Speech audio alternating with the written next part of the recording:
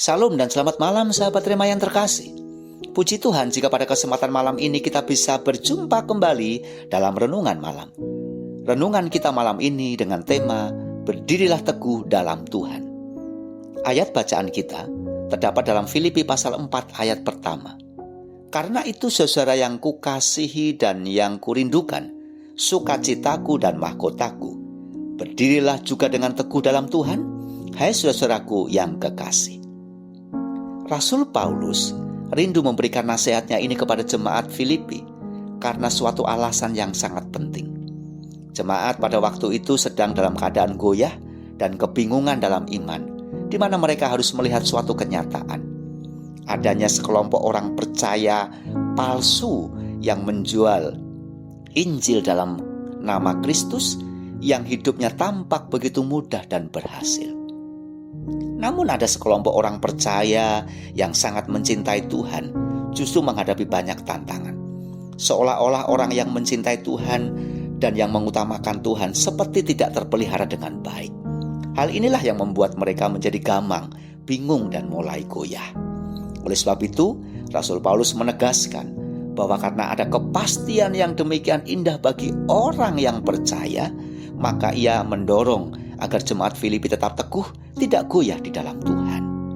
Sahabat Rema yang terkasih, Tuhan ingin agar kita tidak hanya menjadi pribadi yang sekedar mampu bertahan hidup, namun hidup yang tetap teguh serta mempertahankan iman hingga sampai pada akhirnya.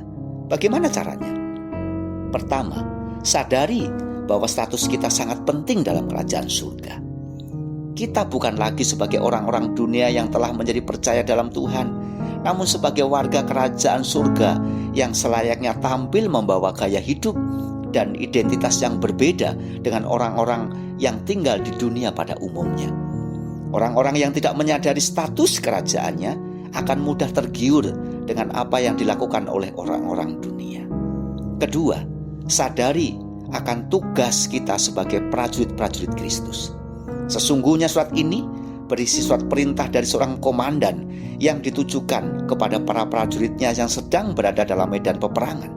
Seringkali kita tidak menyadari adanya bahaya yang sedang mengancam dalam perjalanan iman pengiringan kita kepada Tuhan. Jangan biarkan keadaan kecewa, pahit hati, benci, jenuh dan sebagainya masuk dan menjajah iman serta hati kita.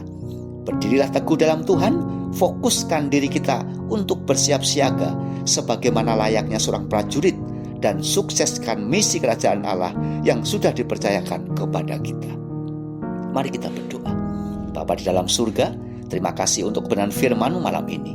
Ingatkan kami akan status kami yang baru sebagai orang-orang yang penting dalam kerajaan surga, sekaligus sebagai prajurit Kristus yang harus dan siap sedia serta waspada menghadapi segala tantangan zaman.